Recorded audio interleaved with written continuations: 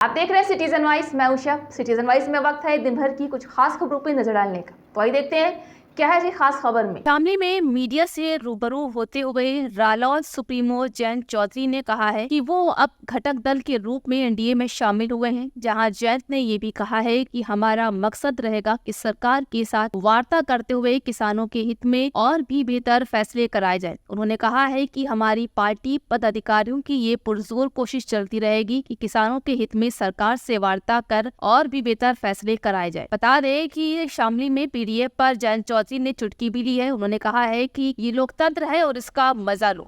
वारिस जी हमारे पार्टी के सम्मानित नेता हैं और इनके परिवार और हमारे परिवार का पुराना नाता रहा। बेगम जी आज हमारे बीच में नहीं, उनका बहुत मान सम्मान क्षेत्र के लोगों में है। मुझे भी याद है जो मैंने उनके साथ पल बिताए, उनकी मुस्कुराहट, उनका प्यार। अब हम चाहते हैं कि वो अगली पीढ़ी उनके कामों को आगे ले जाए। चौधरी साहब एनडीए सब विलय हुआ है, क्या कहें? कितनी एनडीए में हम लोग घटक दल के तौर पे शामिल हुए हैं। 2 पार्लियामेंट की सीट लोकसभा में हम लड़ रहे हैं। बाकी सब जगह हमारे कार्यकर्ता, मैं उम्मीद करता हूँ यहाँ हम जहाँ हम बैठे हैं यहाँ बीजेपी के सिंबल पर चुनाव लड़ा जाएगा। उम्मीदवार घोषित भी हो चुके हैं, तो सब लोगों को साथ देना चाहिए। अखिलेश जी लगातार पीडीए की बात कर रहे हैं। क्या कह रहे हैं? पीडीए की बात कर रहे हैं। तो अपनी बात कर रहे हैं, वो करेंगे। यही तो लोकतंत्र है, लोकतंत्र का मजा लो। एनडीए में जाने के बाद जाट काफ़ी नाराज़ दिखाई दे रहे हैं आपको। नहीं, मुझसे तो अक्सर नाराज़ी रहते हैं, मना लेता हूँ। कुछ मेरी मान लेते हैं, कुछ मैं उनकी मान लेता हूँ। क्या मानता है गठबंधन में कितनी सीटें मिलने जा रही है? जीत तो मुझे लग रहा है हर सीट पे दिखाई दे रही है मुझे। विपक्ष के लोग, उनके पास कुछ बताने को नहीं है कि हमें वोट क्यों दें।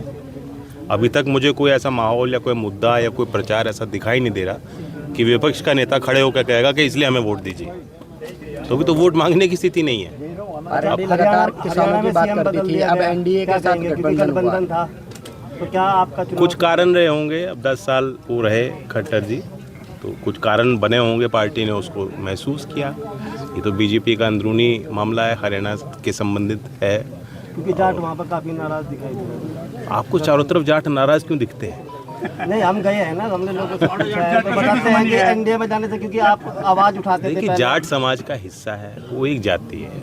अकेले एक जाति के लोग रहते नहीं, सब जगह हैं। और जाटों का अपना वर्चस्व, योगदान समाज में है।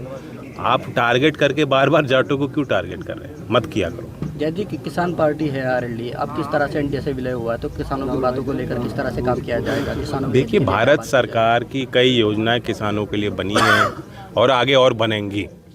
और जहां लोकदल की थोड़ी भी भूमिका रहेगी, हमारा कोई भी प्रतिनिधि होता है, किसी सदन में होता है, और अब हम लोग सरकार में हैं, उसका यही हमारा प्रयास रहेगा कि किसानों के लिए कुछ और बेहतर फैसले हम लोग करा। तो ये थी आज की खास खबर। ताज़ा खबरों की अपडेट के लिए जुड़े रहिए हमारे साथ सिटीजन वाइज पर। हमारे चैनल को लाइक, शेयर और सब्सक्राइब करना ना भूलें।